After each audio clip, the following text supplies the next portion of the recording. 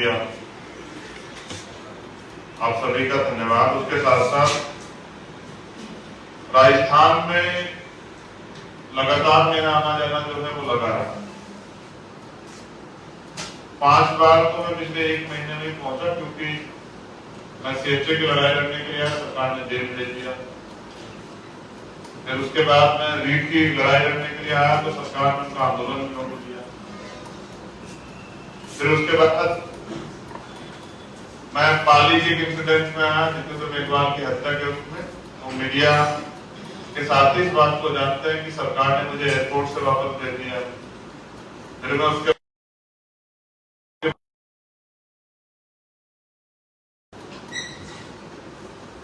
फिर मैं एक और बार आया, लेकिन इस बार मैं चुपचाप आया कि किस तरह पीड़ित परिवार से मिल लूं। फिर मैं पीड़ित परिवार से मिला, लेकिन उस दिन भी सरकार ने जबरन मुझे दिल्ली वापस भेज दिया। अब जब मैं यहाँ के विषयों पे, यहाँ के मीडिया के जरिए यहाँ के जनमानस तक अपनी बात नहीं पहुंचाऊंगा, तो फिर ये जो अन्याय हो रहा है इस पे सरकार खामोशी से जो रुख इख्तियार किया वो करती रहेगी। आज भी मैं आया क्योंकि यहाँ लगातार एट्रोसिटी और एट्रोसिटी से बढ़ के SC, ST, OBC और माइनॉरिटी महिलाओं पे जो अत्याचार हो रहे हैं उन पर रोकथाम जरूरी। तो अपनी पिछले 2 महीने के लगभग जो हमने डाटा यहाँ से कलेक्ट किया वो मैं आपके सामने रखता हूँ कि हालात क्या है।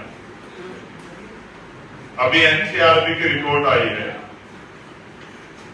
जिसमें राजस्थान में 2020 और 21 के जो बीच में 5310 से और 6337 बलात्कार के सबसे अधिक मामले जो है राजस्थान में दर्ज हैं।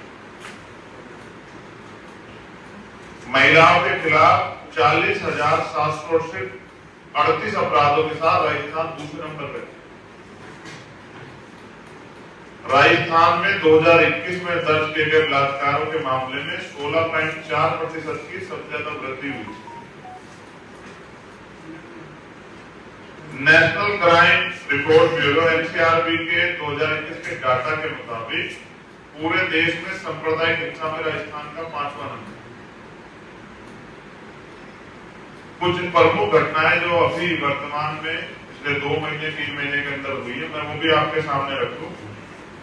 जैसे उदयपुर में अभी 9 सितंबर को जो घटना, इसमें बड़गांव खंड में आदिवासी युवक प्रकाश बेन के दोनों पैर काटने कुचलने की खुलेआम बर्बरतापूर्ण घटना की गई और कार्रवाई के नाम पे खानापूर्ति जो है आप सबने देखी, मैंने भी दिल्ली बैठ के देखी। अभी अजमेर में 9 सितंबर को पहले जालौर उसके बाद अजमेर में एक दलित समाज के बच्चे की जो है मौत हुई, हत्या हुई। उसकी डेड बॉडी जो है वो खान में पड़ी हुई और जो स्कूल स्टाफ था वो स्कूल बंद करके भाग गया।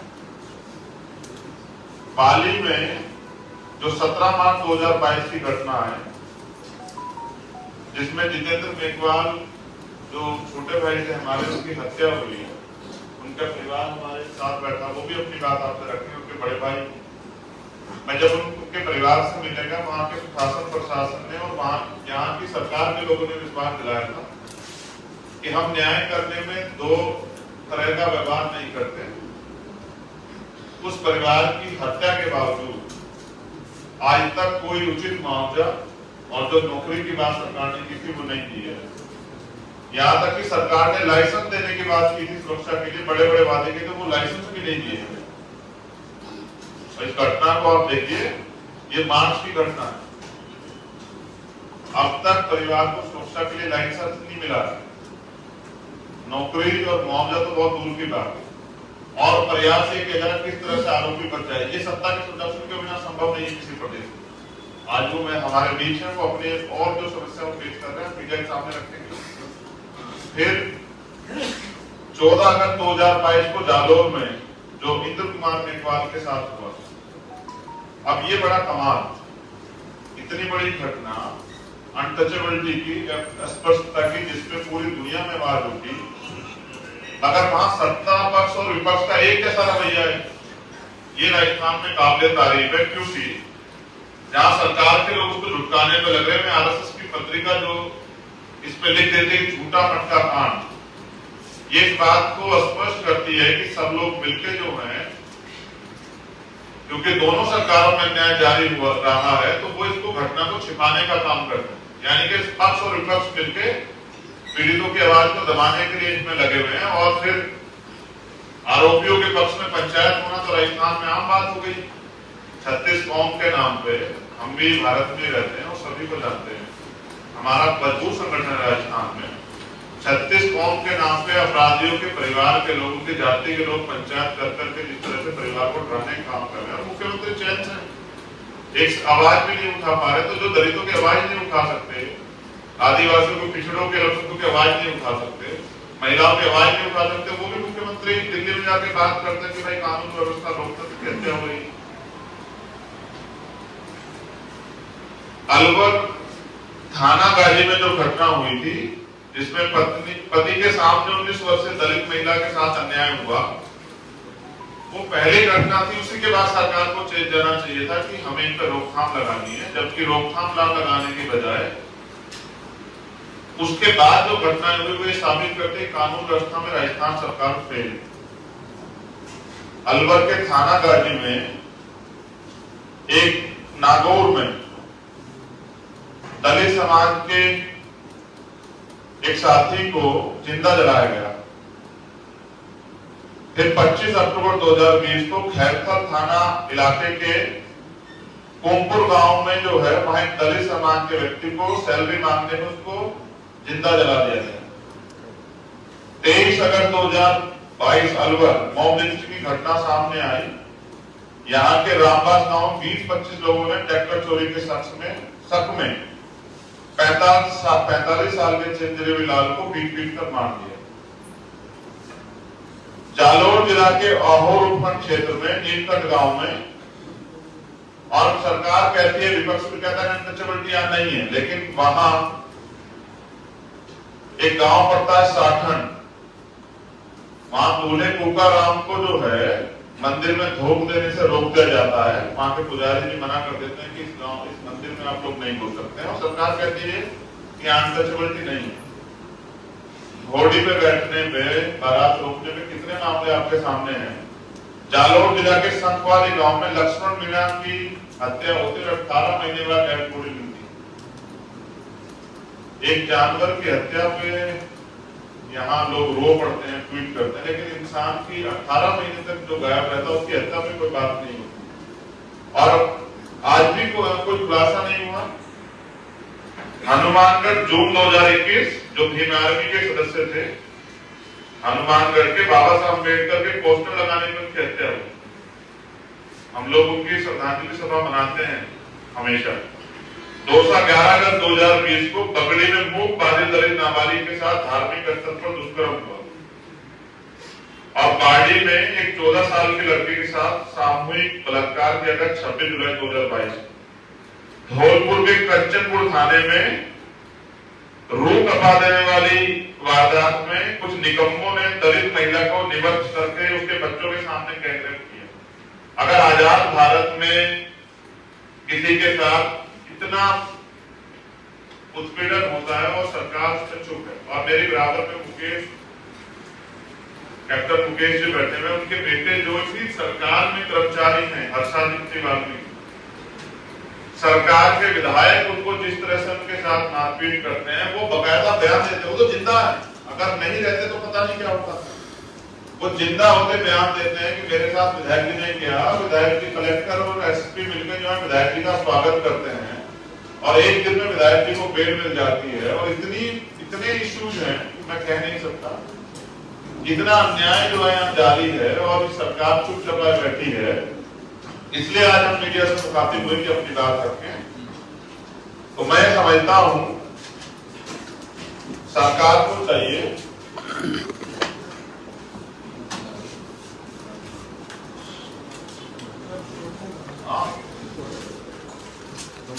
ये प्रेस नोट तो होगा, वो तो मैं बता रहा हूँ। इतना अन्याय, इतना अन्याय कि आप लोग अपनी बातें करने लगे कि ये तो रोज का काम है। यहाँ मीडिया आप सभी का धन्यवाद। उसके साथ साथ राजस्थान में लगातार मेरा आना जाना जो है वो लगा रहा। 5 बार तो मैं पिछले 1 महीने में पहुंचा, क्योंकि मैं सीएचए की लड़ाई लड़ने के लिए सरकार ने जेल भेज दिया। फिर उसके बाद मैं रीट की लड़ाई लड़ने के लिए आया तो सरकार ने उसका आंदोलन भी रोक दिया। फिर उसके बाद मैं पाली के इंसिडेंट में आया जितेंद्र मेघवाल की हत्या के रूप में। तो मीडिया के साथ ही इस बात को जानते हैं कि सरकार ने मुझे एयरपोर्ट से वापस भेज दिया। फिर मैं उसके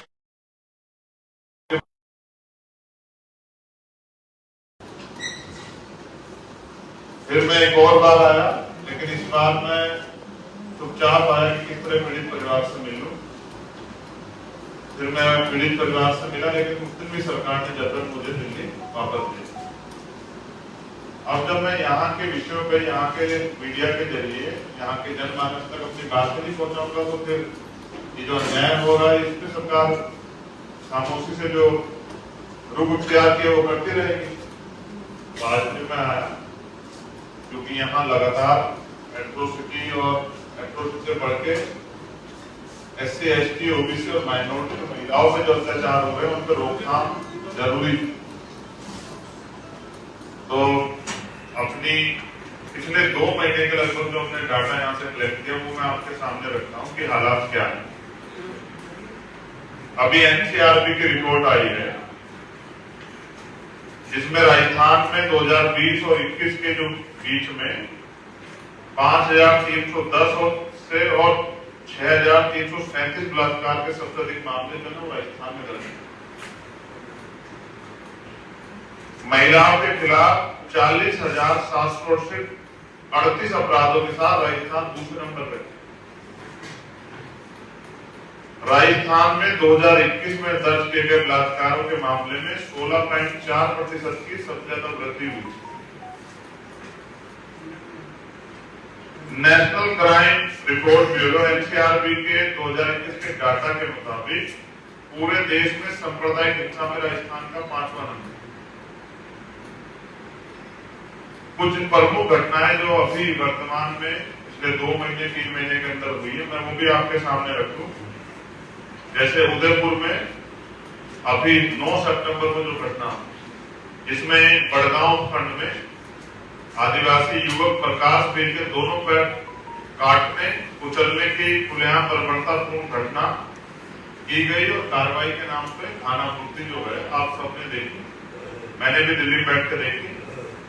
अभी अजमेर में 9 सितंबर को पहले जालौर उसके बाद अजमेर में एक दलित समाज के बच्चे की जो है मौत हुई, हत्या हुई। उसकी डेड बॉडी जो है वो खान में पड़ी हुई और जो स्कूल स्टाफ था वो स्कूल बंद करके भाग गया। पाली में जो 17 मार्च 2022 की घटना है जिसमें जितेंद्र मेघवाल जो छोटे भाई थे हमारे, उसकी हत्या हुई है। उनका परिवार हमारे साथ बैठा, वो भी अपनी बात आपसे रखें। उनके बड़े भाई, मैं जब उनके परिवार से मिलेगा वहां के शासन प्रशासन ने और वहां यहाँ की सरकार के लोगों ने विश्वास दिलाया था कि हम न्याय करने में 2 तरह का व्यवहार नहीं करते। उस परिवार की हत्या के बावजूद आज तक कोई उचित मुआवजा और जो नौकरी की बात सरकार ने की थी वो नहीं की है। यहाँ तक कि सरकार ने लाइसेंस देने की बात की थी सुरक्षा के लिए, बड़े बड़े वादे किए थे, वो लाइसेंस भी नहीं दिए। इस घटना को आप देखिए, ये मार्च की घटना है। अब तक परिवार को सुरक्षा के लिए लाइसेंस नहीं मिला, नौकरी और मुआवजा तो बहुत दूर की बात है। और प्रयास ये किया जाए किस तरह से आरोपी बच जाए, ये सत्ता के सुदर्शन के बिना संभव नहीं है किसी प्रदेश में। आज वो मैं हमारे बीच है वो अपने और जो समस्या पेश कर रहे हैं मीडिया के सामने रखेंगे। फिर 14 अगस्त 2022 को जालौर में जो इंद्र कुमार मेघवाल के साथ हुआ, अब ये बड़ा कमाल, इतनी बड़ी घटना अनटचेबिलिटी की, स्पष्टता की, जिसमें पूरी दुनिया में आवाज उठी। अगर वहां सत्ता पक्ष और विपक्ष का एक जैसा रवैया है, ये राजस्थान में काबिले तारीफ है। क्योंकि जहां सरकार के लोग उसको लुटकाने में लग रहे हैं, आरएसएस की पत्रिका जो इसमें लिख देते हैं झूठा मटका कांड। ये इस बात को स्पष्ट करती है कि सब लोग मिलकर जो है, क्योंकि दोनों सरकारों में अन्याय जारी हुआ रहा है, तो वो इसको घटना को छिपाने का काम करते हैं। यानी कि पक्ष और विपक्ष मिलकर पीड़ितों की आवाज को दबाने के लिए इसमें लगे हुए हैं। और फिर आरोपियों के पक्ष में पंचायत होना तो राजस्थान में आम बात हो गई।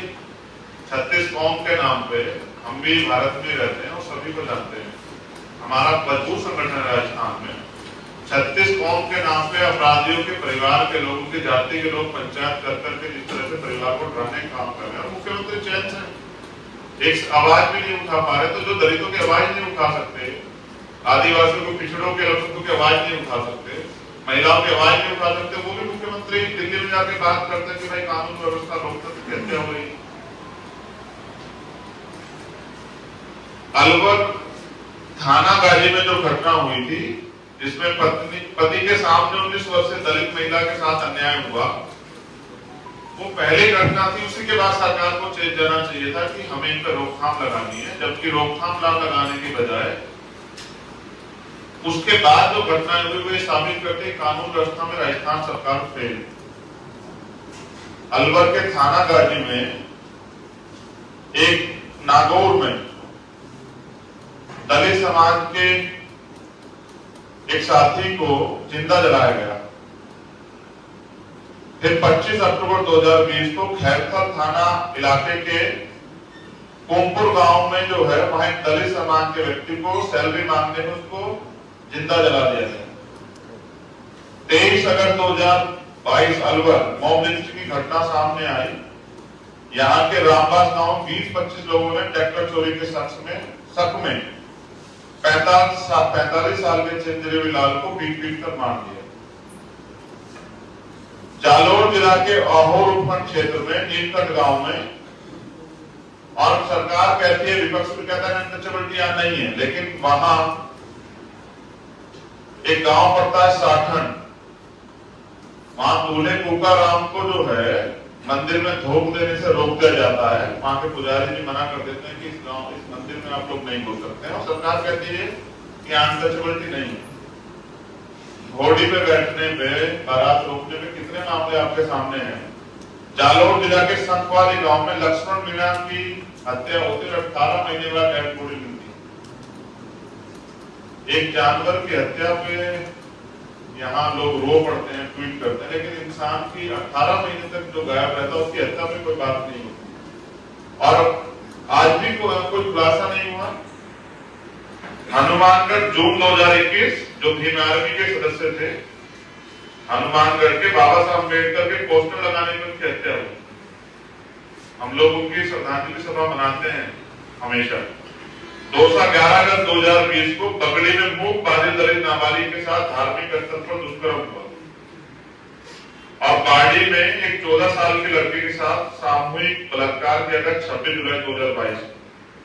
धौलपुर के कंचनपुर थाने में रूह कपा देने वाली वारदात में कुछ निकम्मों ने दलित महिला को निवर्त करके उसके बच्चों के सामने गैंगरेप किया।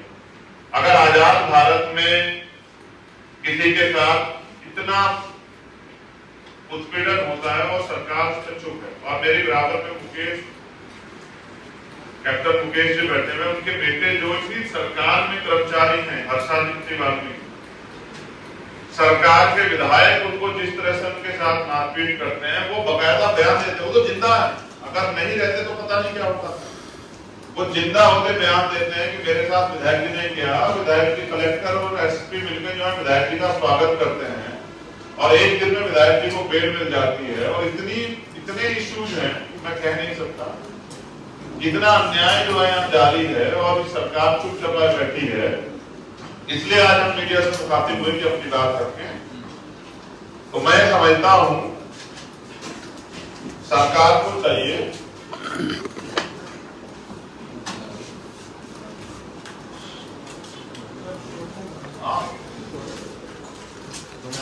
ये प्रेस नोट तो अब है, वो तो मैं बता रहा हूँ कितना अन्याय है। इतना अन्याय है कि आप लोग अपनी बातें करने लगे कि ये तो रोज का काम है यहाँ।